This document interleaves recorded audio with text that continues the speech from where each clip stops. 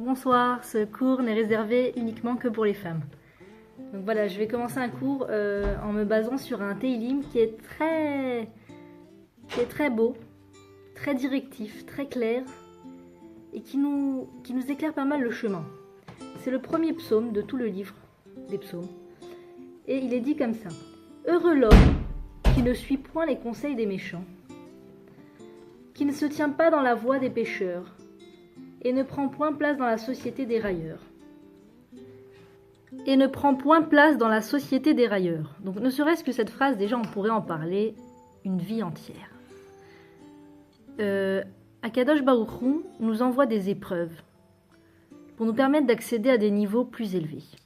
Et selon la façon dont on va passer cette épreuve, on va avancer ou pas. On va évoluer ou régresser.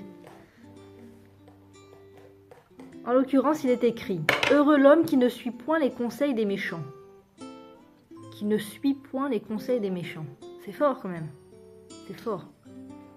Des fois, il y a des gens, on sait, ils sont pas tout propres, ils sont problématiques vis-à-vis de la société.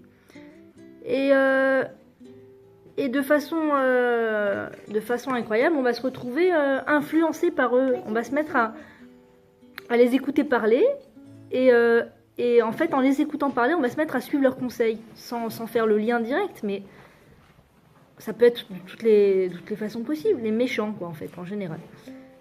Qui ne se tient pas dans la voie des pécheurs, et ne prend point place dans la société des railleurs.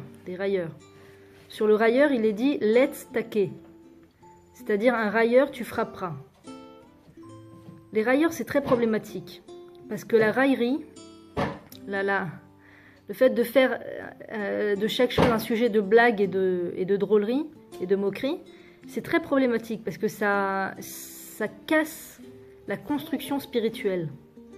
D'accord ? Tu peux sortir d'un shiur de Torah extrêmement fort, extrêmement puissant, comme expliquait le Rav Ron Shaya, et parce que, par exemple, tu es avec quelqu'un qui passe son temps à faire des blagues sur tout, qui prend rien au sérieux, il va te faire une blague sur le Rav qui vient de parler ou sur le thème du Rav, et il va casser tout le cours que tu viens d'entendre. En fait, tout le niveau auquel tu aurais pu accéder va être brisé à cause de cette moquerie, de cette personne qui va te dire une mauvaise chose sur la personne, qui va te dire quelque chose de négatif. Un jour, j'étais au cours d'un rave, et de façon comme ça, je suis sortie du cours, et il y avait des groupes de personnes qui parlaient comme ça, et puis il y avait un groupe de Français comme ça qui parlait, et il y en a un, il dit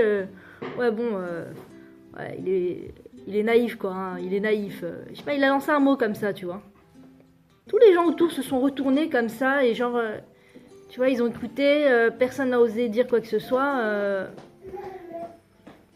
Une phrase comme ça, tu vois, un simple mot sur le Rav qui vient de donner un cours, sur un Rav en général, ça casse le renforcement spirituel. Il faut faire vachement attention à ça. Faire vachement attention à ne pas faire des choses importantes un thème de légèreté et de moquerie. D'accord ?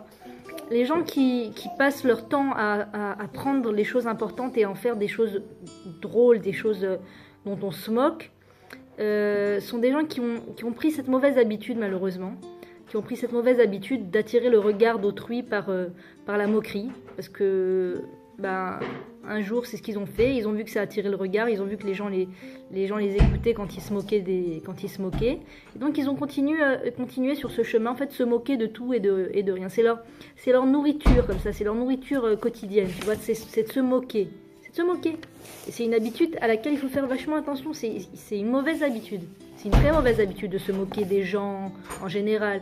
L'oteler rachil ba'amecha, tu ne feras pas de médisance sur ton peuple. Tu ne médiras pas sur ton peuple. C'est quand même clair. C'est quand même clair. Ça veut dire qu'à partir de ce moment-là, donc on continue avec le prochain verset. Mais qui trouve son plaisir dans la loi de l'Éternel et médite cette loi jour et nuit. Il sera comme un arbre planté auprès des cours d'eau qui donne ses fruits en leur saison, et dont les feuilles ne se flétrissent point. Tout ce qu'il fera réussira. Tels ne sont pas les méchants, mais plutôt comme le chaume que pourchasse le vent. Aussi les méchants n'ont-ils pas le dessus dans le jugement, ni les pécheurs dans l'assemblée des justes. Car l'Éternel protège la voie des justes, mais la voie des méchants conduit à la ruine. D'abord, on ne sait pas forcément toujours qui est le méchant et qui est le juste, d'accord, dans ce monde-là.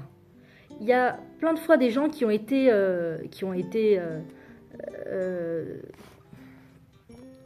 accusés à tort, d'accord. Il y a plein de cas dans l'histoire de gens qui ont été accusés à tort. Et au moment où on les a accusés, en fait, ça a fait beaucoup de bruit. Les gens se sont mis à parler d'eux, à les dénigrer. C'était vraiment des sujets de moquerie. On se moquait d'eux dans les journaux, dans les magazines. Les gens, ils en parlent, ils dénigrent la personne, etc. Et en fait, la personne est juste. La personne est blanche comme le linge, quoi. Elle a rien fait de mal et c'est juste que tombe sur elle un mauvais jugement.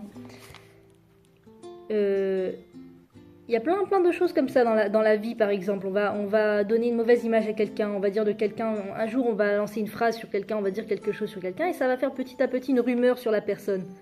Et si ça se trouve, il n'en est rien. Si ça se trouve, c'est pas vrai du tout, c'est complètement faux. C'est complètement faux. Même la personne qui a lancé la rumeur, elle croit aussi que c'est vrai parce qu'elle a cru comprendre, elle a cru voir, elle a cru truc.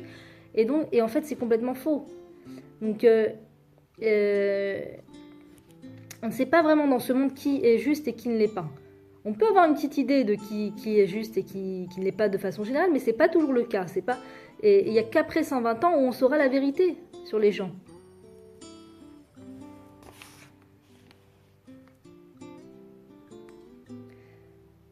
Donc pour en revenir à...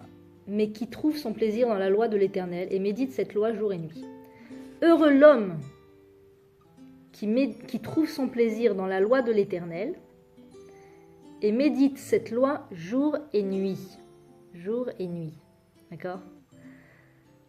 Je pense que le grand Yetzer Hara aujourd'hui, de notre génération, c'est le voleur de temps.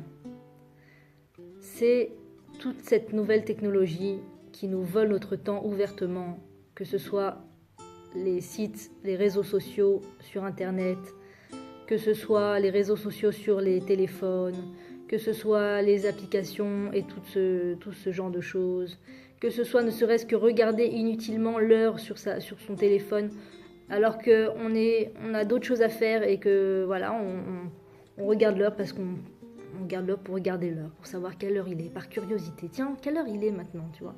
Même ne serait-ce que ça, des fois, ça peut être une perte de temps par rapport à ce qu'on pourrait faire. Là, je sors de ces mots de ces Shabbat, je sors du Dvar Torah du Rav Azoulay, et il a dit, en chacun de nous, il y a une grande personne. En chacun de nous. Et pourvu qu'on devienne la grande personne qui est à l'intérieur de nous. C'est pas en passant son temps à ouvrir son téléphone, à regarder l'heure, et à regarder si on n'a pas reçu de message, à regarder si on n'a pas reçu un mail, combien j'ai reçu de mails, est-ce que quelqu'un a répondu à la phrase que j'ai mise sur WhatsApp, est-ce que quelqu'un a répondu au film que j'ai mis sur YouTube, Ken, si on ne passait pas son temps à faire toutes ces choses-là, on pourrait faire des choses beaucoup plus grandes, beaucoup plus importantes, beaucoup plus constructives pour le monde, pour soi-même. Il faut oser être quelqu'un de grand. Il faut oser ne pas être un... Ça aussi j'ai entendu il n'y a pas longtemps, c'est très beau. Il faut oser ne pas être... C'est connu de tous, mais pour le faire, il faut avoir du courage. Il faut oser ne pas être un mouton dans le troupeau, d'accord ? Parce qu'on est tous là en train de regarder son téléphone, en train de regarder ses photos et en train de regarder ses SMS et ses mails. Alors il faut qu'on soit une personne de plus à faire ça dans le monde. Je veux dire, la grandeur qu'il y a à l'intérieur de nous est unique au monde, d'accord ? Si on peut être des milliards d'êtres humains à faire ça en même temps, il n'y a que moi, il n'y a que toi, il n'y a que lui qui pourra faire la chose exceptionnelle qu'il y a à l'intérieur de lui. Mais pour faire cette chose exceptionnelle, pour faire cette chose grande, il faut être de ceux qui trouvent son plaisir dans la loi de l'Éternel et méditent cette loi jour et nuit. Il faut que ton plaisir ne découle pas du mail que tu viens de recevoir. Il faut que ton plaisir, ton réel plaisir intérieur ne découle pas du SMS avec un petit smiley que tu viens de recevoir et qui t'a répondu sur WhatsApp. Ça ne doit pas découler de ça. Ça ne doit pas non plus découler du boss qui t'a dit « c'est bon, vous êtes embauché ». Ça rassure, c'est bien, tu vas pouvoir avoir une parnassa, ok ? Mais ça ne doit pas être ça ta source de jubilation, tu vois ? ta source de simcha, ta source de joie, ça doit venir d'un endroit qui est relié à Dieu. D'un endroit qui est relié à Dieu. Plusieurs dizaines de fois dans la journée, on a des raisons exceptionnelles de danser.